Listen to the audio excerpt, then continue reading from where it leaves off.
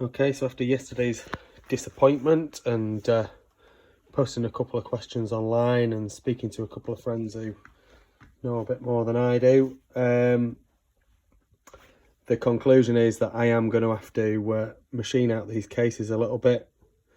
So I don't know whether you'll be able to see, but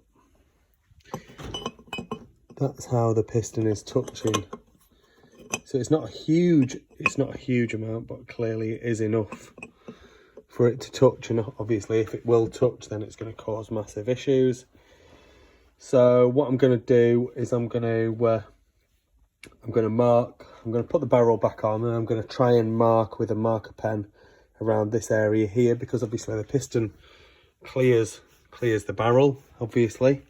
So I'm going to try and mark with a marker pen the bits that are going to need to be taken off, and then I'll then tape up all of the bearings, bolt these cases back together, and then we'll start machining that out. And when I say machining, I'm going to use a die grinder to just take this section off and this section, and I'm hoping that the rest of it, so these sides here, shouldn't need to be touched.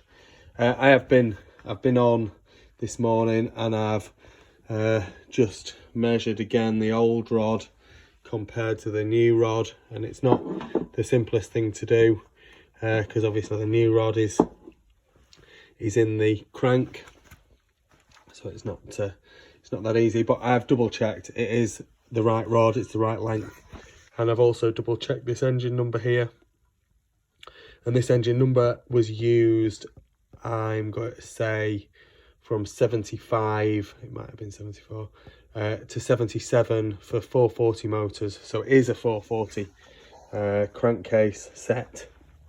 It's just that what I think is that the piston size that I've gone to here is just slightly bigger than Maico would have machined these cases out for.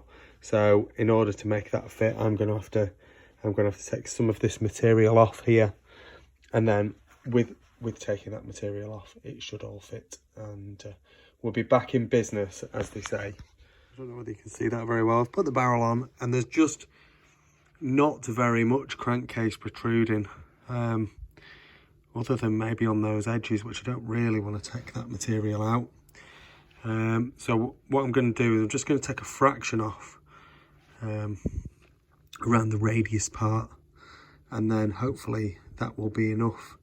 And if it's not enough, then we'll have to look at the other part. It looks like something has touched here before.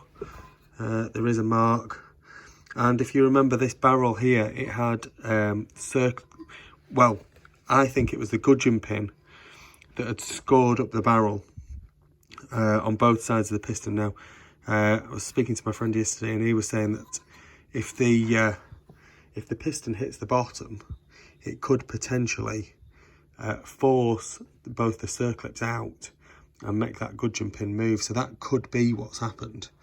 That they've not, when they've rebuilt the engine previously, the piston's been touching at the bottom, and they've not stopped it from doing so, and then they've run the engine, and it's obviously caused a massive problem, which is potentially why it's ended up being for sale and why I've ended up buying it. But there we go. I'm sure we can sort it out, and I'm sure it won't be too much of a job. So here we go.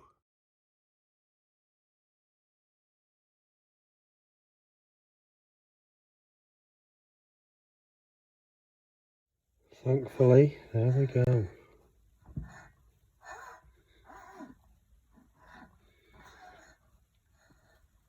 It had not quite taken enough off first pass, but this pass, it's